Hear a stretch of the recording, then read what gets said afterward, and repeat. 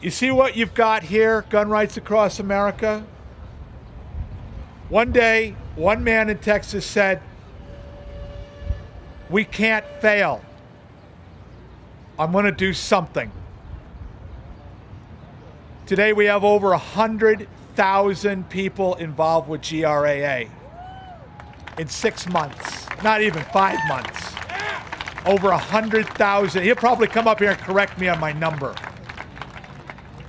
Because one guy decided to do something. I'm seeing 1,000 people out here today. Can you imagine if all of you just did something?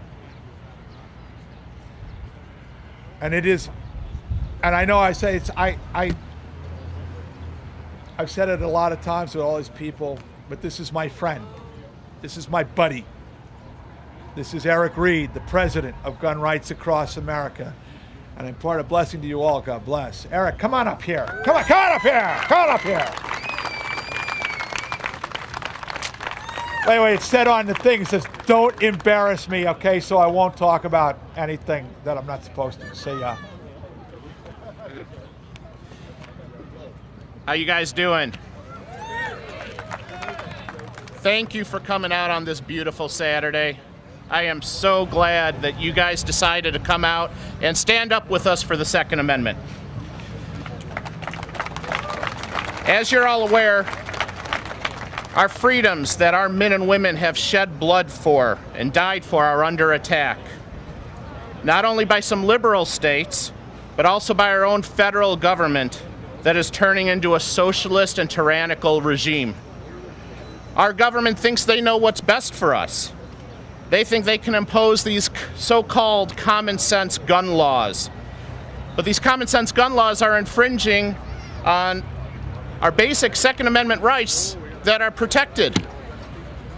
Apparently the Obama liberal administration did not get the memo that the Constitution in this country is still the law of this land. The right of the people to keep and bear arms. It's such common sense to me. It's a right not only guaranteed by the Constitution, but it's a natural right. I don't even understand how this is something that's up for debate, but sadly it is, because we're all here today. We've elected leaders in our government.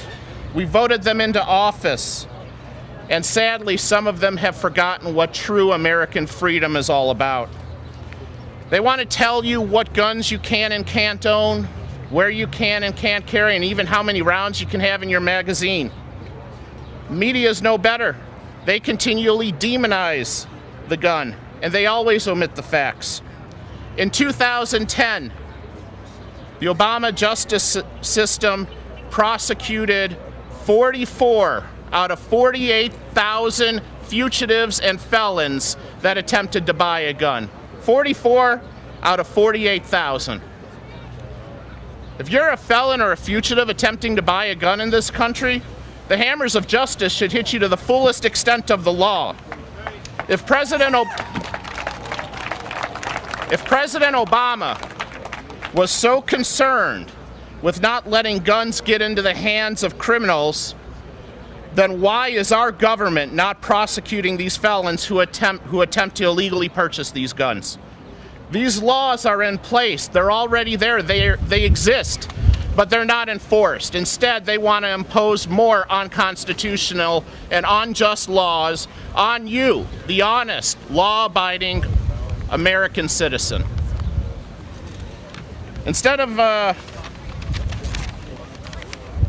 there's almost a pattern here. Every time there's some mass shooting in this country, somebody's heart is filled with anger, hatred, and rage. They go out and they commit some heinous act. And then the mainstream liberal media exploits this tragedy, turning it into this ridiculous left-wing political agenda. And it's all led by a vice president, mind you, who thinks that your best course of action is to run outside wildly wielding a double-barreled shotgun and firing both barrels into the air. I always knew Joe was a funny guy. And Joe Biden thinks that you're the ones that need your guns controlled. Fellow patriots, this gun control debate is much more difficult than it needs to be. Doesn't matter if you're liberal or conservative, Democrat or Republican, we all want the same thing. We want the violence stopped. But you cannot stop the violence by infringing on the law-abiding citizen. But you tell President Obama that. He just wants to punish you by making more laws because it works so well in Chicago, President Obama's own hometown. The city that has the most gun control, the city with the most gang violence, the city where shootings are so common that our young children in Chicago don't even run away from the sound of gunfire. Yet, it's also the city that ranks dead last in prosecuting those committing these gun crimes. President Obama has stated if we can save even one life, we're obligated to do something. But he has not considered the repercussions of his political agenda. Our fearless leader has not thought about the loving wife who watched her husband get assassinated in a bar in cold blood because she was utterly defenseless. He has not thought about the loving wife who was battered by her husband, and her soon-to-be ex-husband doesn't care about that little piece of paper called a restraining order. And he has not thought about the young college student that was brutally attacked, raped, and left for dead because she was not allowed to have her legal concealed carry handgun on a college campus with her. Call me crazy, but I'd rather see the wife beater, the rapist, the murderer laying dead on the street than those law-abiding citizens.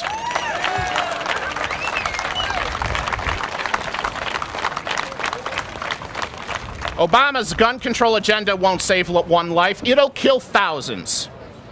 I have a question for you guys. By a show of hands, how many people do we have in the crowd today that have come out here hoping that we're going to help save your gun rights so that you can go out and commit some criminalistic acts tomorrow? He changed his mind. So I didn't see one hand. So if President Obama were here today, wow. What am I saying? Could you imagine President Obama at a gun control or a gun rights rally? But humor me for a minute. If he were here, I would tell him criminals don't follow laws, but we do. So stop preying on people's emotions, restricting the good, honest, hardworking American people, and stop disregarding the facts.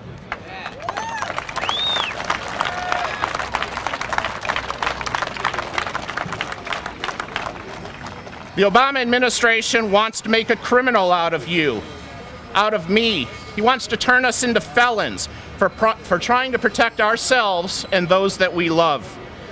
He has it completely backwards. He should be prosecuting the criminals and protecting and safeguarding the constitutional rights of us law-abiding American citizens.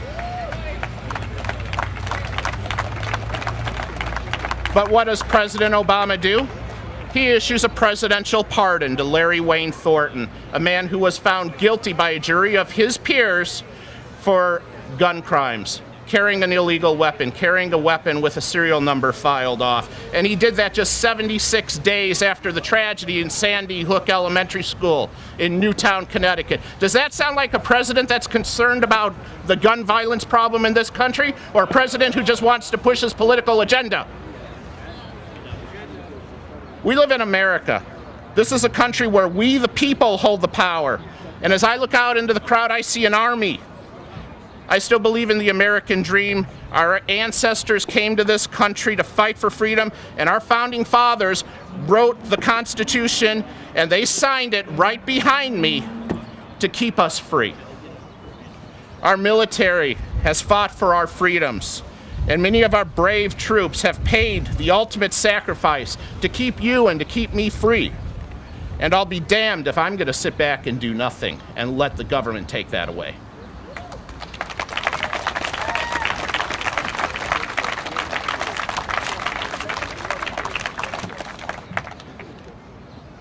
Those of you that know me know that I work as an airline captain. That's how I put my food on the table for myself and my family. And being that fact, 9/11 is obviously something that's near and dear to my heart. The events of that day are burned so deep into my brain that I'll never forget. And one of the things that our president tells us is we must never judge the Muslim community based on the actions of a few radical jihadists that decided to fly airliners into the World Trade Center. So I would ask Mr. Obama, why are you judging law-abiding gun owners based on the actions of a few?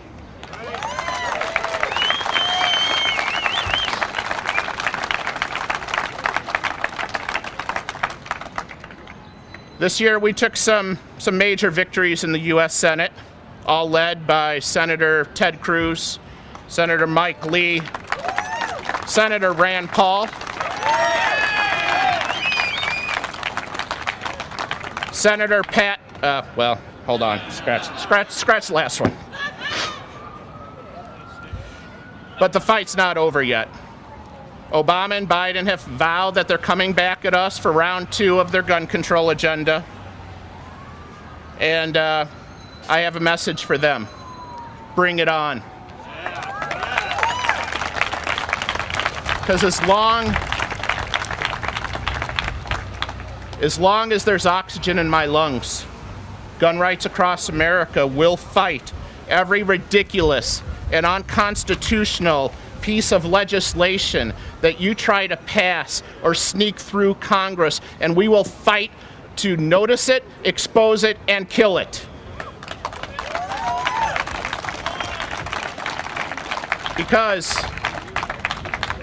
Because my children deserve better, your children deserve better, our veterans deserve better, and all future generations of American citizens deserve better.